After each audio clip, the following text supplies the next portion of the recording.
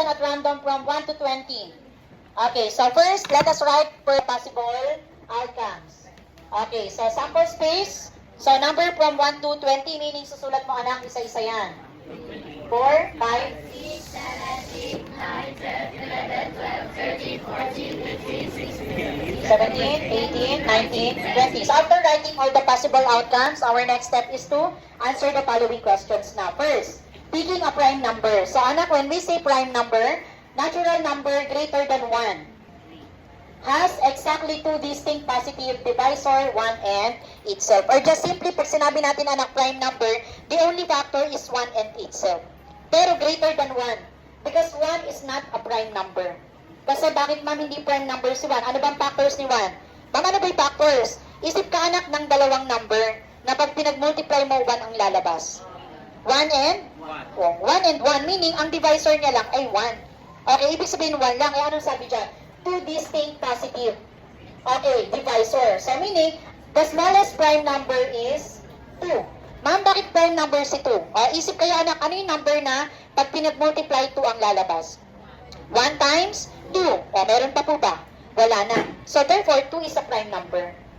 Okay, si 3 po ba ay prime number? Yes po. Kasi ano lang factors ni 3? 1 times 3. Meron pa ba? Okay, therefore, 3 is also a prime number. How about 4? Okay, why? Okay, kasi bukod kay 1 times 4, meron pang 2 times 2. Dapat 1 and itself lang. So, meaning 4 is not a prime number. Si 5 po? Yes. Si 6? Okay, anong tawag kapag hindi prime? Composite. Composite numbers po sila. Okay, more than 1 factors. Next, 7. 8? 9? Anong factors ni 9? 1 times at okay, therefore meron pa siyang another factor. Therefore si 9 ay composite. 10, 11, 12, 13, 14, 15. No. Bakit no? Very good. Kasi may 5 times 3 pa. 16, 17, 18, 19, 20. Okay, then after that, bilangin na natin ilan yung may circle. 1, 2, 3, 4, 5, 6, 7, 8. So for letter A, the answer is 8 over 4. What is the simplest form? 4 over 10 or 2 over 5. Sige, kung nahihirapan kayo mag-lowest term, simulan nyo muna sa 2. Then after that, kung kaya pang i-lowest term po ulit. Hanggang sa makuha natin yung final answer. Do you understand? Okay, next, letter B. Picking an even numbers. Ano naman po yung even numbers? Divisible by 2. Ilan po kaya yun? Very good. 10 over 20. 10 over 20 is equal to 1/2 or 50%. Next, letter C. Selecting 10 or greater. Kasama pa si 10? Yes. Ilan po yun? 11 over?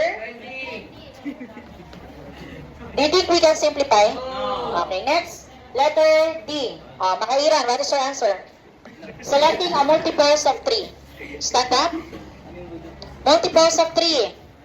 3, 6, 6 over 20. Then lowest term anak your answer. 6 over 20 or just simply? Very good. 3 over 10. For letter E. Selecting a multiples of 5. Another hand. Soto. Ilan? 4 over? Or? Okay, very good. Or 1 over 5. And then for letter F, selecting 8 or less. 8 or less, meaning 8 and below. Or what are those? 8, 7, 6, 5, 4, 3, 2, 1. Ilan yun anak? 8 over? Or?